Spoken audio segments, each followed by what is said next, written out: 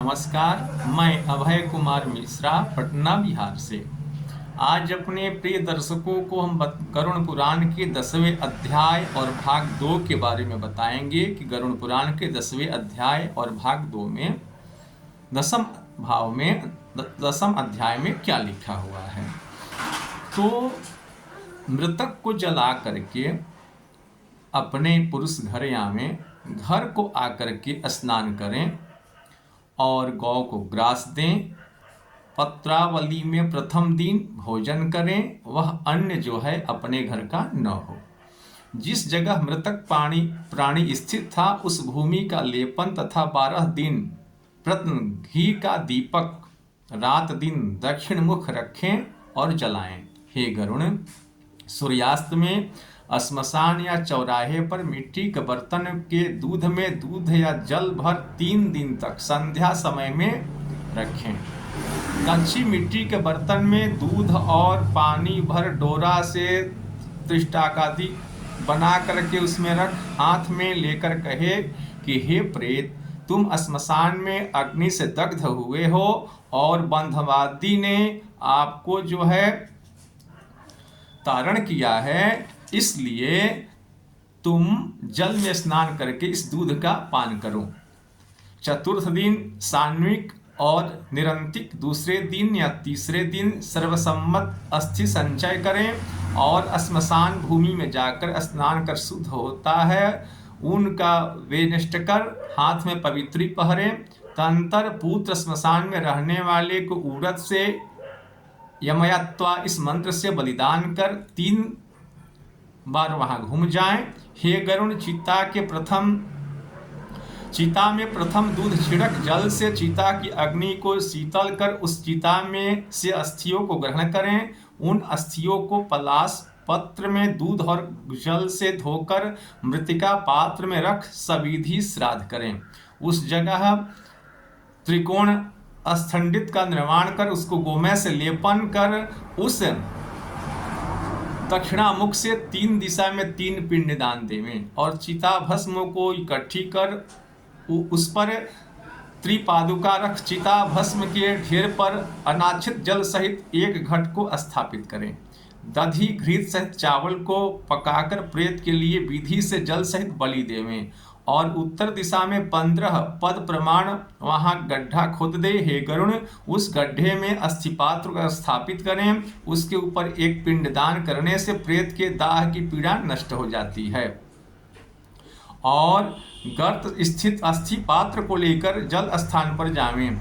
वहां अस्थि को प्रथम दूध से प्रक्षालन कर पुनः जल से प्रक्षालन कर चंदन से अस्थि को चर्चित कर कुमकुम से विशेष चर्चित करें। जिस अस्थि को सपात्र से परिक्रमा तथा नमस्कार कर मस्तक पर रख करके गंगा में अस्थि का प्रेक्षण करें। जिसकी 10 दिन के भीतर अस्थि गंगा में गिर गई उसकी ब्रह्मलोक से पुनरावृत्ति नहीं होती। जितने समय तक प्राणियों की अस्थि गंगाजल में रहती है उतने 1000 वर्ष तक वह पुरुष स्वर्गलोक में रहता है। गंगाजल के लहर को स्पर्श करने वाला वायु जो मरे हुए का स्पर्श करे तो उसके अनेक जन्मों के पाप उस काल नष्ट हो जाते हैं। प्रथम भागीरथ राजा ने अपने पूर्वजों के उद्धार के लिए तपस्या से गंगा देवी की आराधना कर ब्रह्मलोक से गंगा लेकर भागीरथ आए थे। उस गंगा का यश तीनों लोक में प्रसिद्ध है। उस गंगा ने सागर राजा के 60,000 पुत्रों का, जो कि कपिल देव मुनि के दृष्टि से भस्म हो गए थे, उनको स्वर्गलोक प्राप्त कराया। कोई भी प्राणी पूर्वावस्था में पाप कर मर गए उसकी अस्थियों को जो गंगा में प्रेक्षण करें तो वे लोग उसी क्षण स्वर्गलोक को चले जाते हैं। अनेक जीवों को मारने वाला एक व्याध महावन में हुआ। उस व्याध को किसी सिंह ने मारा, तब वह व्याध नरक में जाने लगा। उस समय उस व्याध की अस्थि गंगा में गिर गई, जिससे वह व्याध तत्काल विमान में बैठ स्वर्गलोक में चला गया। यदि सुयोग्य पुत्र हो तो अपने हाथ से पिता की अस्थि को गंगा में प्रेक्षण कर 10 गात्र के कार्य को करें। जो कोई प्राणी विदेश तथा वन में चोरादी भय से मर गया, उसका देह प्राप्त न होने से क्या करें? उनको विधि भगवान बोलते हैं कि हे गरुण, उसको कहता हूं तुम सुनो। एक दर्भ का पुतल बनाकर कष्टादि से दाह क्रिया कर भस्म लेकर के गंगा जल में प्रेक्षण करें। यानी भगवान विष्णु गरुण जी से कहते हैं कि हे गरुण जी, अगर किसी जंगल या सुनसान जगह अगर कोई मर गया तब कैसे उसकी अस्थि प्राप्त की जा सकती है। तो भगवान विष्णु बोलते हैं कि उसके नाम से उसका एक पुतला बना करके काष्ठ पर रख करके जलावें और वैसा ही उसको गंगा जल में प्रेक्षण करें। उस पुतले के दशकद्रादि कर्म का वही दिन श्राद्ध था ग्रहण करें। जैसे जैसे जो है पहले का बताया हुआ किया जाता है, वैसे ही अगर मृतक का शरीर नहीं प्राप्त होता है तब वैसा ही करे। किसी स्त्री को गर्भ परिपूर्ण हुआ, उस समय उस स्त्री की मृत्यु हो गई तो पेट फाड़ करके उस बालक को निकाल भूमि में रख स्त्री का दाह संस्कार करें। अगर कोई औरत मर गई और लड़का जिंदा है तो लड़के को निकाल लेना चाहिए, उसके बाद दाह संस्कार करें। गंगा तीर पर अगर कोई मर जाए उसको गंगा में गिरा देवें और अन्य देश में मरे तो उसका 27 मास तक भूमि में गाड़ देवें। 27 मास के बाद उसका दाह कर अस्थि लेकर गंगा में प्रेक्षण कर जल से भरकर एक घड़े का दान तथा बालक को भोजन करावें। जो गर्भ में ही मर गई जाए उसकी कोई क्रिया नहीं होती है। अगर कोई बच्चा पेट में मर जाए उसके लिए कोई क्रिया नहीं है। जो बाल्यावस्था में मर जाए उसके लिए दूध दान, यदि बालक की मृत्यु हो तब घट का क्षीण का दान करें, खीर का दान करें। यदि कुमार की मृत्यु हो तब बालक कुमारों को ही भोजन करावें। 5 वर्ष बाद अव्रत या व्रतधारी मर जाए उसके लिए गुड़ सहित खीर का 10 पिंड देवें। एकादशाह और द्वादशाह तथा के बिना और महादान के बिना पोगंड कृत्य करें। उसका पिता जीवित हो तो पोगंड अवस्था में मरे तो उसके पिंडदान कुछ भी नहीं करें, केवल 12वें दिन श्राद्ध करें। और स्त्री